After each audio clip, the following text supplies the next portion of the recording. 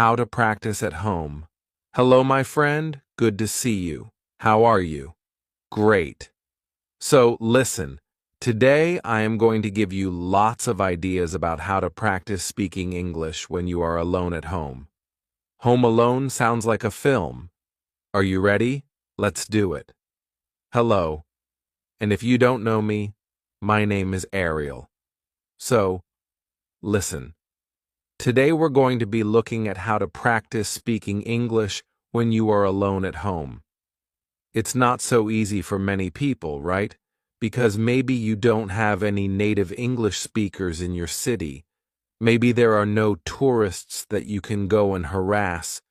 Maybe there are no groups where you can go and chat and do English, speak English.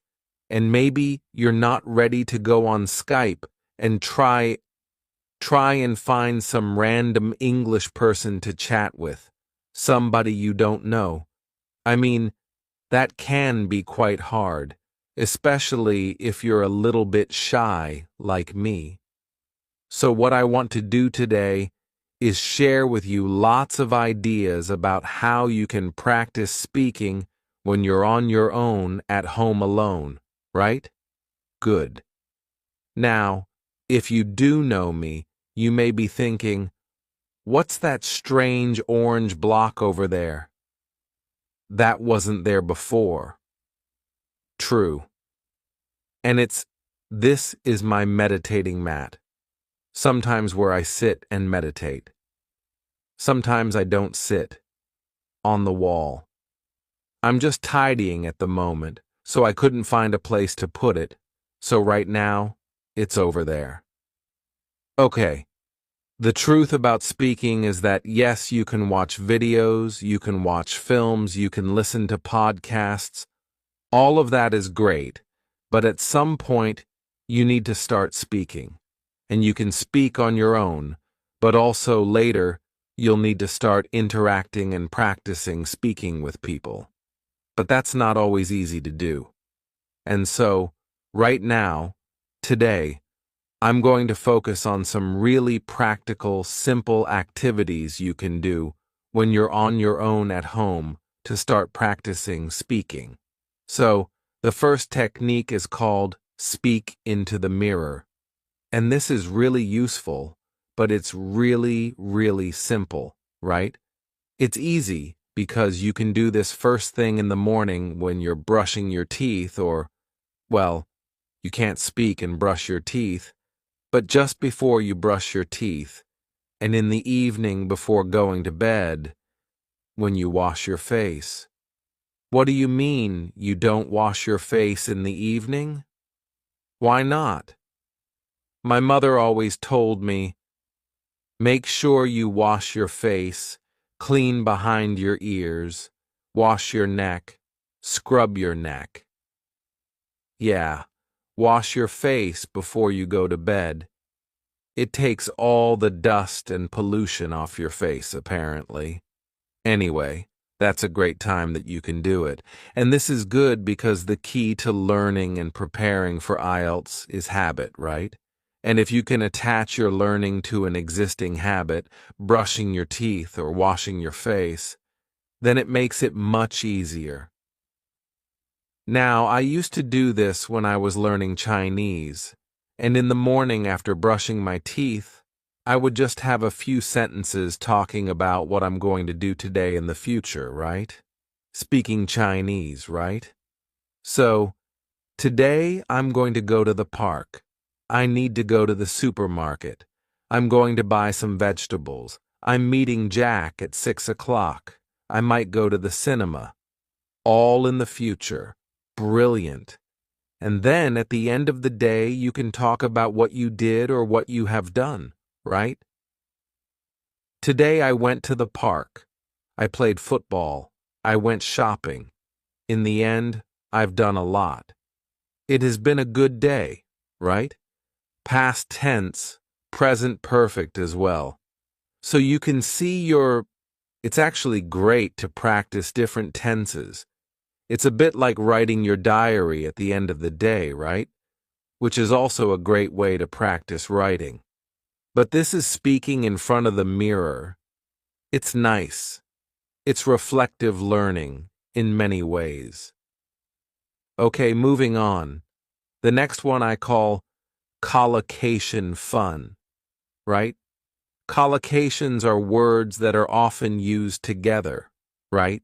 Like we talk about heavy rain. Heavy rain, in English, we don't say big rain. Today there's big rain. No, there is heavy rain. So these are collocations.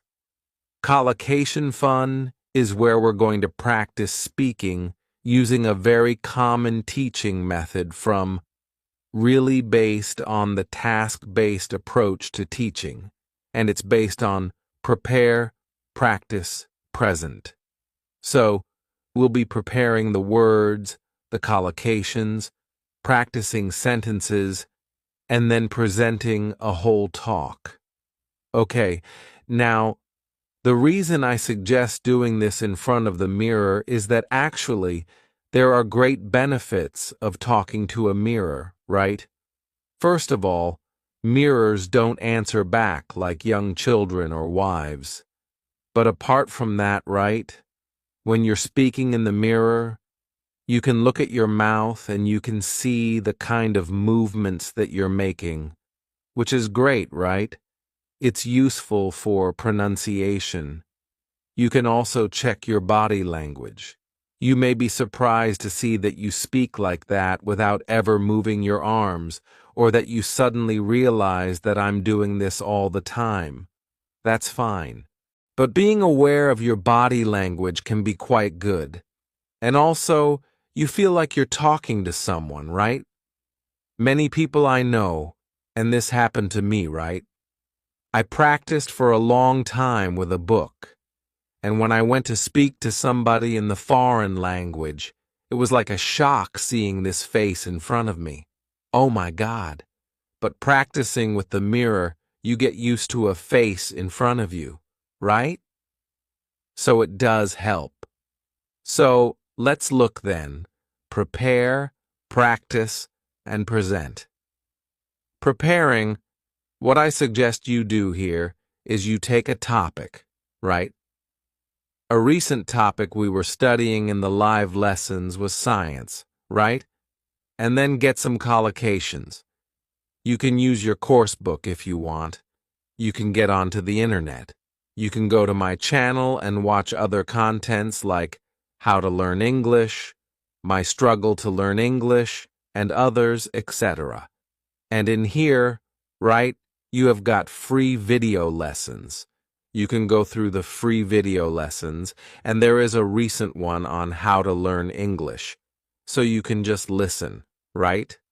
Download the video. Yeah, we want to download that. And then find in there all the collocations. Look, you've got the notes here, and here you've got collocations, you've got idioms, you've got loads of stuff.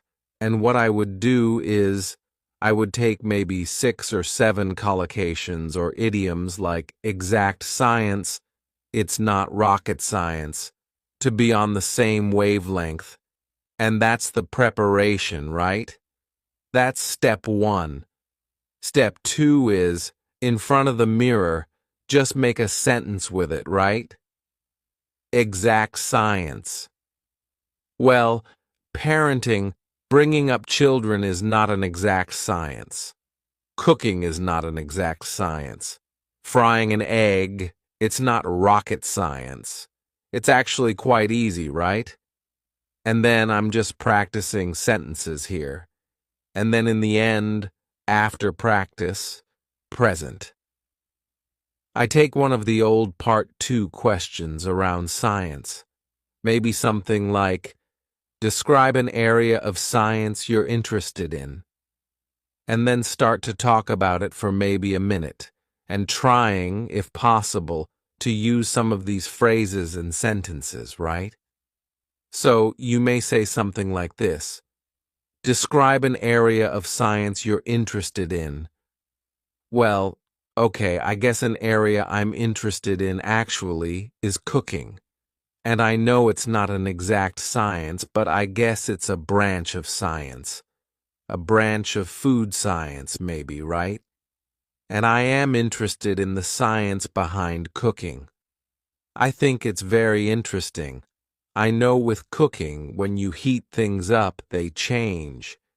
And when you mix different things like sugar and vinegar, you get different levels of acidity and chemical reactions happen.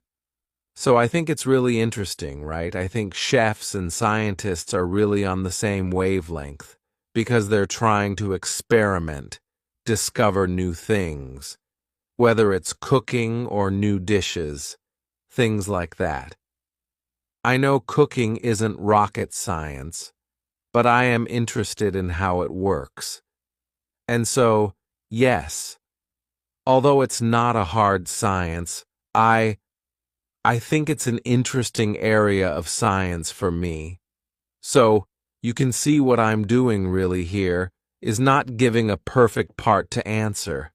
I'm just trying to activate and practice some of these expressions that I've been learning, and that's it really. So that's it.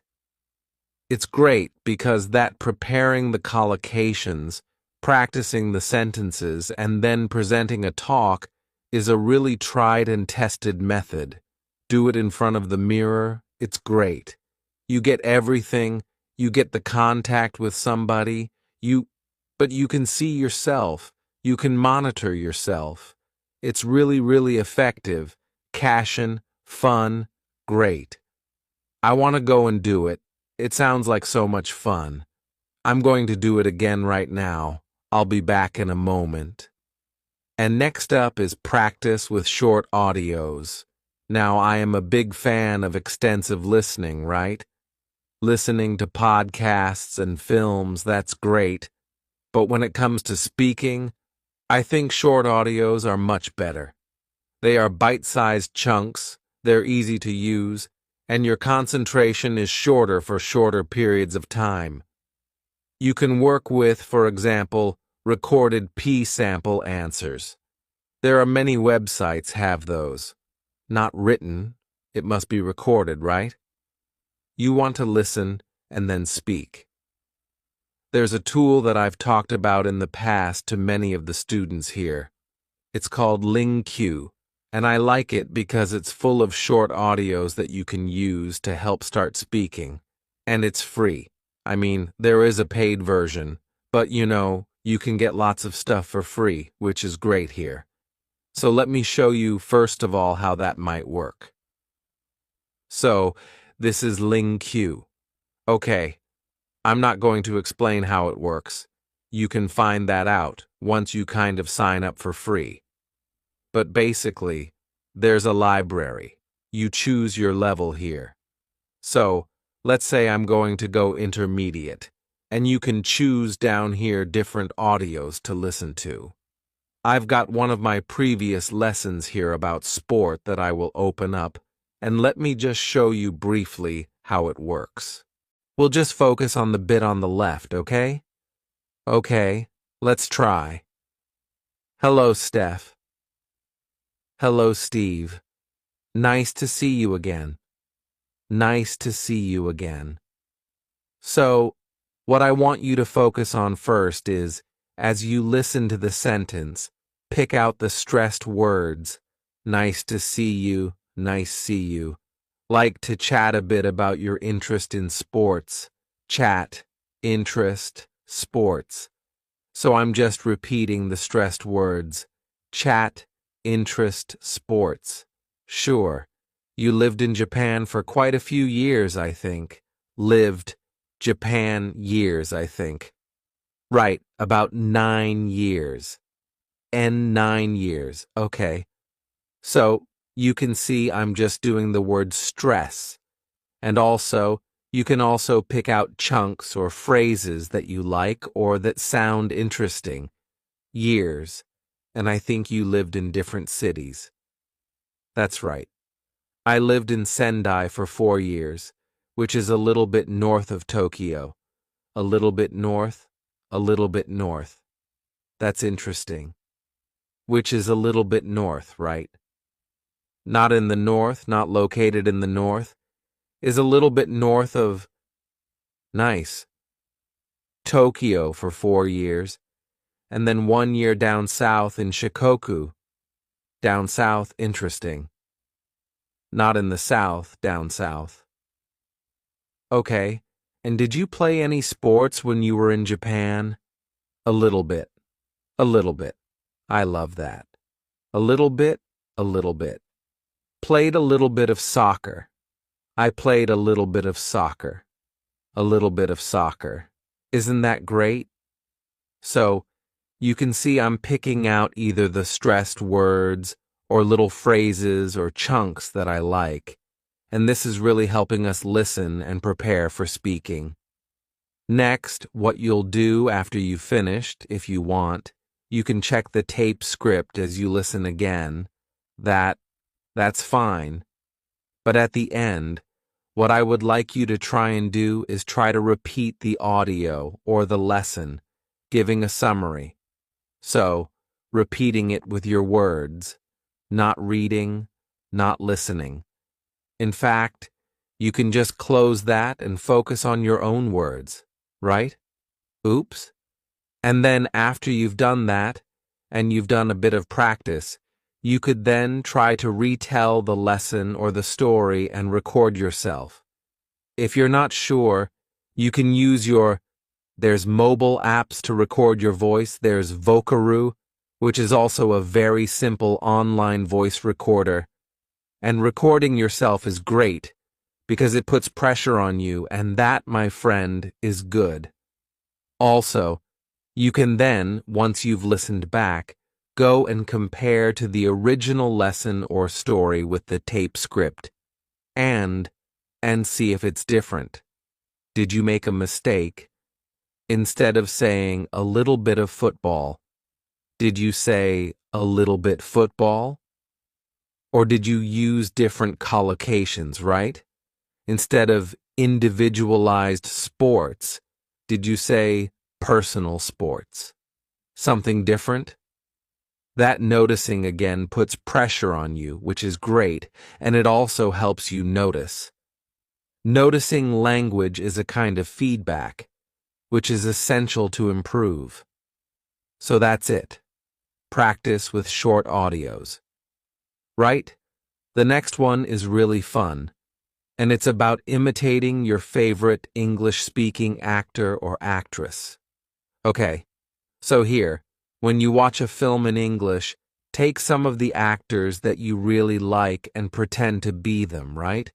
So you're copying their body language, their gestures, their facial expressions, their accent, their voice, their words. You're copying everything.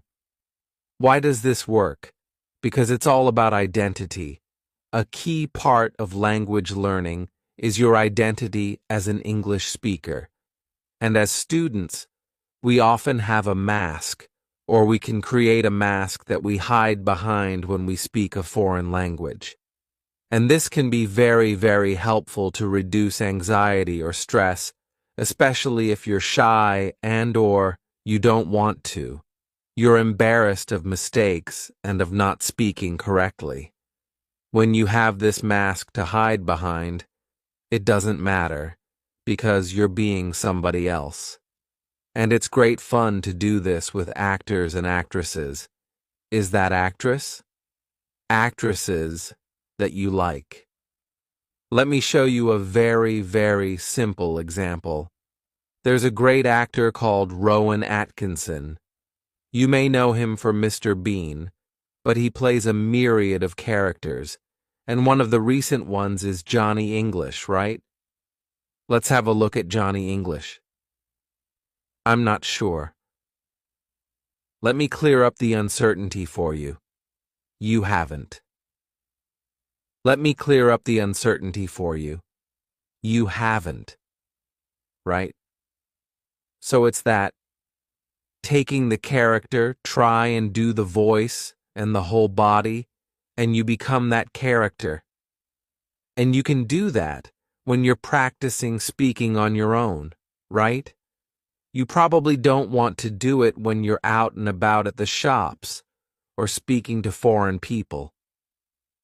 Hello! They'll think you're Johnny English. They think you're mad. But when you're having fun at home, it can be a great way to practice. So that's it. Imitate your favorite English-speaking actor. The next one is to send audio messages, right? Now, if you're using Facebook, WhatsApp, other social medias that have a chat facility, often we send text messages. You probably send them in your own language, but you could think about sending them in English, right? And go a step further. Send an audio message rather than a written message, because that will be practicing your English, okay? You can do this. If you have some friends who maybe speak English or family members, you can have a bit of fun with them practicing sending messages to each other in English or any other language, right? I mean, we do this sometimes. It can be quite fun to do. And the great thing about sending audio messages is, it's not like a live phone conversation where the pressure is there. You have time to prepare, to think about what you're going to say, to record it, and if you don't like it, delete it, record it again. But it doesn't have to be perfect, right? It's just about practice, not perfection. Practice. So sending audio messages is a great way to do it. Next up, imitate the English foreigner. Now, I'm sure most people can imagine or know how English people speak your language, right? If you've got tourists or you've met people from other countries who speak your language, how do the English people speak your language, right? Take that sound, that accent, and start to use it. So, for example, let's imagine I'm Spanish, right? And I'm thinking, so how do English people speak Spanish? Right. They don't speak perfectly. They speak with an English accent, right? So the Spanish person would try and speak Spanish with the English accent, right? And then switch to English, but keep that accent. Hello, how are you? I'm fine, thank you. Can you hear that? That the same pronunciation and accent is easy to switch, and suddenly my English sounds English. It sounds great, right? That's it. I'm doing an example with Spanish, but you could do it with any other language, right? Think how English people speak your language. Speak your language with that accent, and then switch to English, keeping that British accent, or English accent, or American accent. It really can be quite useful and fun to boot. Great. Now the next idea is shadowing. Of course, a shadow, right? If the sun is shining down on the floor behind you, you have a shape the same as you, right? Dark, that's your shadow. The sun leaves a shadow.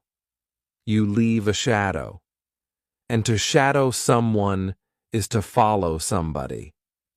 So if I shadow you, it means I'm following you. Sometimes detectives will shadow suspicious people, right? Now in language, when we shadow somebody, it can be just to repeat them, but you're very close behind them, right? Remember, wherever you go, your shadow follows very closely. So here, the thing to do is to find a short audio and to listen for maybe a minute and to repeat, almost on top of the voice, but maybe a fraction of a second behind them. So you're just behind them, but you are really following them very, very closely. Do not wait for the sentence to finish and then repeat. This is different. This is being really close behind them. And it forces you to pick up on word stress and intonation. And if you focus on those two things, it really can help build up that speaking skill. Word stress and intonation. Let me kind of demonstrate. So we've taken from Q-lips, or Q-lips, a little audio. First of all, I recommend you listen into the minute completely, so you've got an idea of what it's about. And I've already done that, because I'm well prepared. And then, second time, you listen and shadow. Let me show you how close we are behind it. I'm going to use my phone so you can hear properly. So, Jeremy, let's get into it.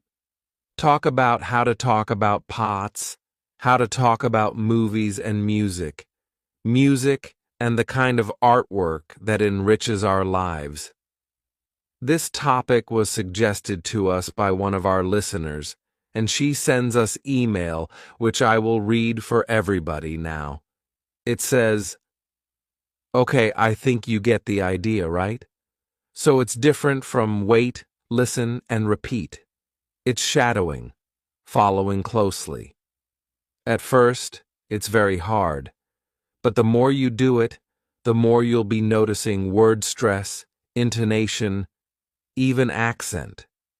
I noticed I was picking up a Canadian accent, a boot.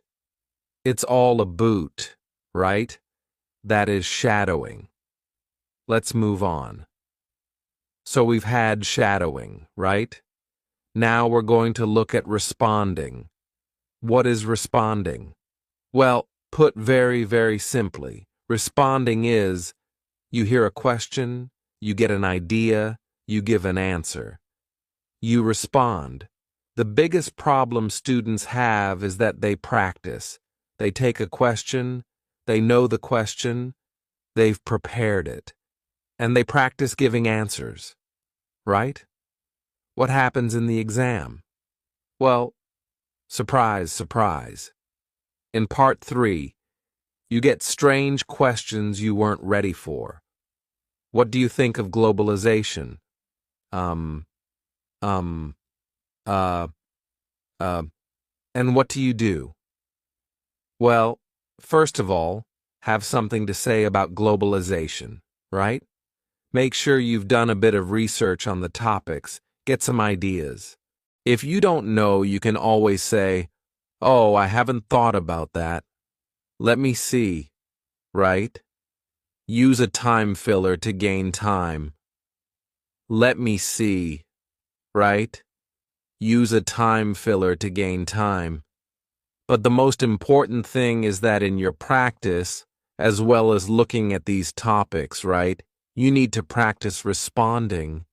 Because in part 3, in the exam, the biggest problem students tell me is they don't have an idea. I didn't know what to say, I wasn't expecting that, I just couldn't get my ideas out and speak. So you need to practice responding. Where you hear a question, you've got no idea what it is, you get an idea quickly, and you answer, right? It's a bit of pressure, but, as I mentioned before, a bit of pressure is good in your practice. Now, you can do this, if you have a speaking partner, really effectively, right? So what you do is, one of you says, "I'm going to bring into our next session 5 questions," and you don't know what they are. And the other person does the same. You come into your session, and you ask each other these surprise questions. And it's a shock at first. But it's like anything. It's like going down the gym. You just practice this, and you build up the skill. If you haven't got a speaking partner, you can do a bit of practice on my YouTube channel, right? If you know my YouTube channel, right, English Spoken Stories, hidden away in the playlists. Go on the playlists. There's lots here that you've probably never seen. And at the very bottom, you'll see 2 episodes which, very useful for you, right? And then the next question, let me just play it for you, and you'll see. Let's press shuffle, and it plays automatically. Do you like your hometown? Oh, that's a good question. Do I like my hometown? Yeah. I think my hometown, Manchester, which is up in the north of England, is a very attractive place. There's lots of restaurants and shops. It does attract quite a few tourists as well, and they often come in to see the industrial landscape or the football pitches. We have a famous football team called Manchester United and Manchester. Do tourists like to visit your hometown? Yeah, there are quite a lot of tourists who come to visit my hometown. So you see what's happening, right? It's just automatically asking me the next question, and I practice responding, because I don't know what the questions are, because it's shuffle, random. So you can practice that. You can also make your own, right? Set up your own YouTube channel. Don't worry about people finding it, they rarely do. And you just put some questions up with a gap for the answer and then shuffle. And Bob's your uncle. Fantastic. That's it. The next suggestion is, describe what you are doing. And I know a lot of teachers suggest this as a way of thinking in English, right? So when you're out and about, when you're out and about, maybe in the park, and you're seeing different things, you describe what you see. I suggest you start with words, right? So, there you are, out and about in the park, and you see, oh, bicycle, person, path, trees, bag, woman, phone, and you're using words, right? And then, right, as you're walking around the park, you make collocations, little chunks of language, right? Riding a bike, a long path, a cluster of trees, the woman glued to her phone, picnic, having a picnic maybe, right? And then you go on to make sentences. Okay, this is a bit like that we mentioned earlier, the prepare, practice, present. So you're going from words to collocation to sentences, right? Oh, there's a man strolling in the park. There's a woman riding a bike. And also there are lots of trees. There's a woman glued to her phone, and she looks like she's about to have a picnic. And you go on and on and on, right? Great. You can do it in any context. You can do it at home or when you're out at the shops, wherever. Now you may think, and you may say, yeah, but Ariel, you can't go around the streets talking to yourself. People think you're mad. Well, yes and no, right? Nowadays, put these on. Right. Nowadays, people walk around and they're on the phone and like, hello? Yeah, John? Yeah. I'm in the park, actually. Yeah, it's lovely. There's a man strolling over there. There's a woman riding a bicycle. Yeah, I'm good. How are you? Right? That's perfectly normal to be talking to yourself in the streets, right? And if you're not comfortable with that, you can pretend that you're Johnny English, right? Pretend you're a spy. Hello, yes. There's a man walking along a path. There's a woman riding a bicycle. And I think there's a woman glued to her phone and she's about to have a picnic. Call in the police. Get Johnny English. Pretend to be a spy. I don't know. It's very, very normal. But the key, speak out and go from words to collocation to sentences. Great practice. You can do it at home as well. I mean, I'm talking about getting some fresh air. Nowadays, that's not so easy, right?